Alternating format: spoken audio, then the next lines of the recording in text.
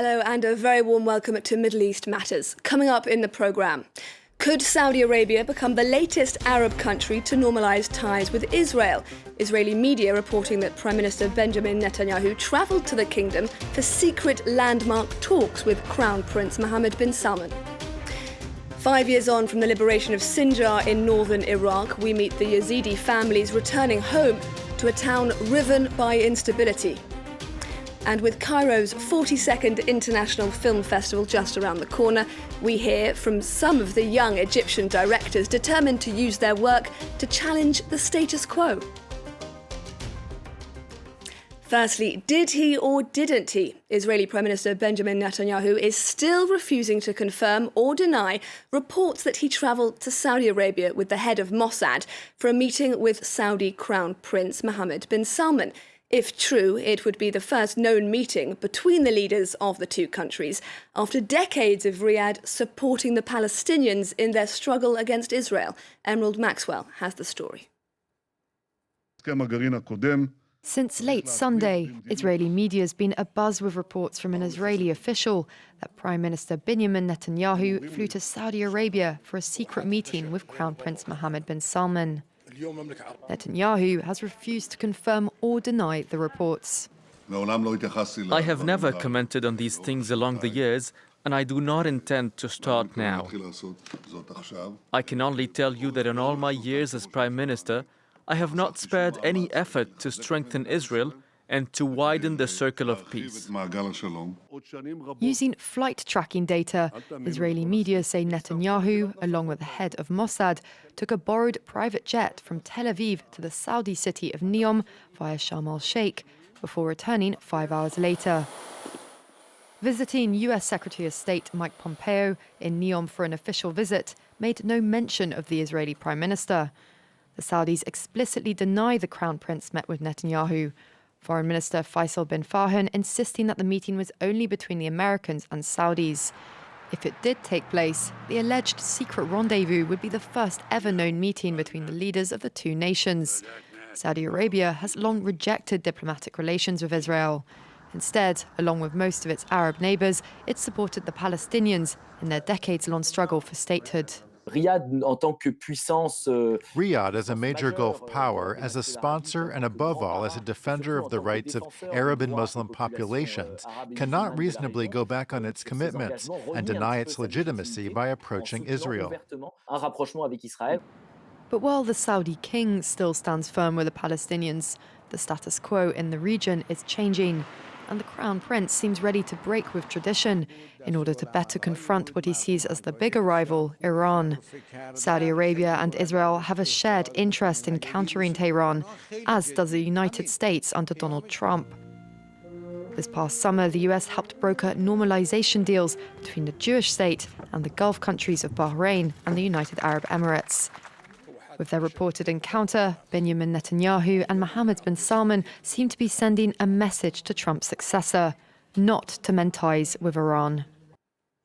Shortly after the devastating Beirut port explosion in August, the United Nations Lebanese peacekeeping mission, known as UNIFIL, had its mandate renewed. The French-drafted resolution also expanded the force's remit, giving them more powers to monitor the actions of both Hezbollah and Israel. France 24's Tamine Al-Kitan and Zora Ben Miloud have been spending time with UNIFIL's French contingent in the south of the country. Ok, très bien. Donc on est arrivé sur notre meeting point. À partir d'ici, début de patrouille. In this joint patrol, French peacekeepers are accompanied by a group of Lebanese soldiers whom we are not allowed to film. This map helps them find their way along the ceasefire line between Lebanon and Israel, known as the Blue Line.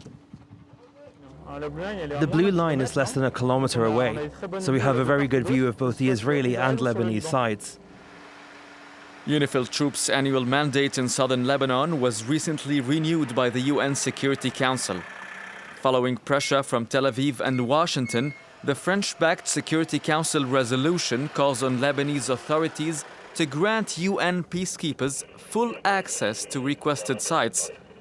This includes tunnels that Shiite militia Hezbollah is believed to have dug across the border. This French lieutenant is satisfied with the renewal. There are many tensions in Lebanon, an economic and political crises, the COVID-19 pandemic, and the recent explosion in Beirut's port, so our presence is essential. UNIFIL was founded in 1978 after an Israeli invasion in Lebanese territories. Its mission was expanded following the 2006 war between Israel and Hezbollah. But Tel Aviv has accused the peacekeeping forces of inefficiency in deterring the Shiite militia. French General Jean-Pierre Faguet, UNIFIL Chief of Staff, does not agree. I think that UNIFIL's efficiency should be measured in terms of its capacity to create an atmosphere in which conflicting parties could be able to reach a long-term political solution. The UNIFIL is there to observe all incidents and violations through its radars and observation posts along the 220-kilometer-long Blue Line. Thus, it could inform the Security Council about any violations. Nearly 11,000 peacekeepers from 45 countries participate in UNIFIL's mission. For General Faguet, their presence in southern Lebanon has helped avoid a wide-scale conflict with Israel for 14 years now. This November marks 5 years since the northern Iraqi town of Sinjar, home to the country's Yazidi minority, was liberated from the Islamic State group. Thousands of those forced to flee during the jihadists' reign of terror are now returning home, but the place they're returning to is riddled with political tension and instability. And the recent decision to let the semi-autonomous administration of Iraqi Kurdistan take control of security in Sinjar is unlikely to be a silver bullet. Jack Hewson and Lucile Wassermann report. Sinjar, the home of Iraq's ethnic Yazidis. 5 years on from its liberation from ISIS, much of the city remains in ruin. Despite this, COVID-19 has been a major driver in motivating tens of thousands of returnees that have arrived home in recent months. Barzan Farez and his family were among them. Coronavirus had affected some people's lives. There are some people who work here and their families lived in camps somewhere else. So some were afraid that the checkpoints might close again and movement wouldn't be allowed between provinces, which would stop them from seeing their families. So they brought their families back to Sinjar. ISIS may be gone, but it has been replaced by a long list of competing state forces and militia groups, some affiliated with Iran, others with the PKK, a Kurdish separatist rebel group fighting an insurgency against Turkey, but that also occupies territory in Iraq. In October, an agreement to return control of security to the Iraqi state was made by the government and the regional administration of Iraqi Kurdistan, led by the Kurdish Democratic Party, or KDP. Kifa Sinjari is the Sinjar advisor for the KDP government in Erbil.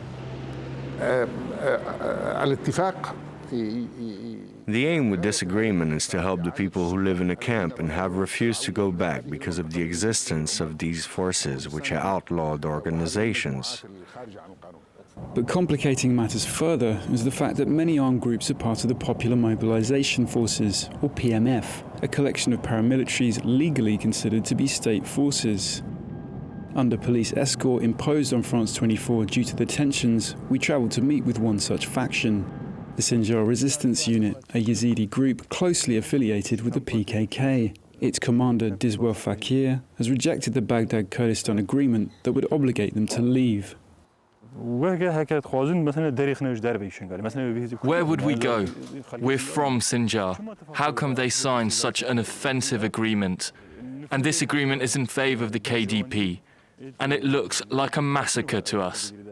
With such a complex web of rivalries linking Sinjar's many armed groups, there is little consensus over who should take control. And while many displaced people are only just returning to their homeland, the rejection of the new security agreement threatens to destabilise the region yet again. The 42nd edition of the Cairo International Film Festival kicks off on the 2nd of December, much to the joy of the Arab world's cinema lovers. Defying the ever-present threat of censorship, Egyptian filmmakers are increasingly a force to be reckoned with a new generation of directors seeing it as their mission to challenge the country's deeply ingrained conservatism. Claire Rush takes a look. a red carpet showy enough to make Hollywood green with envy. But look beyond the glitz and glamour and you'll find that here in Egypt, filmmaking is more of a political venture. Egyptian authorities have banned the mahraganat, a musical style deemed indecent. Yet at the El Gouna Film Festival, the Arab world's best-known actors and directors defy censorship to make a musical entrance.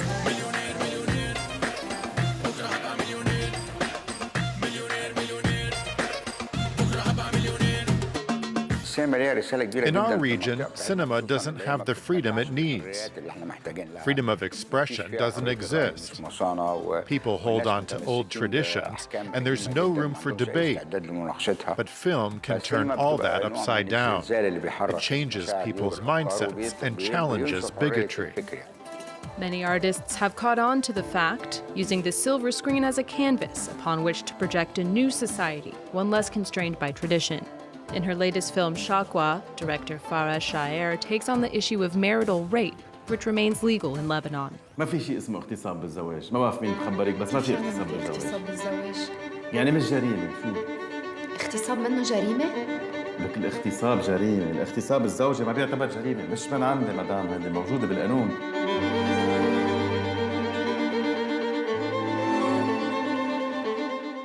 هلا أنا لهلا حقول عاملة 4 أفلام قصيرة.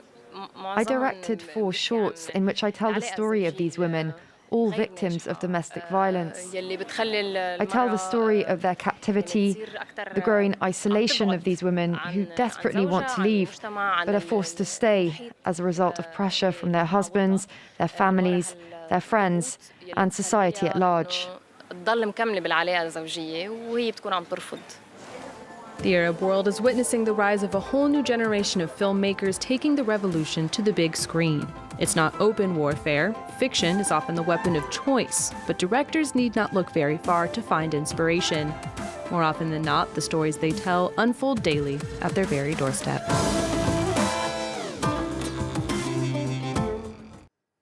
Well, that brings us to the end of this edition of Middle East Matters. Thank you for watching and see you again next week.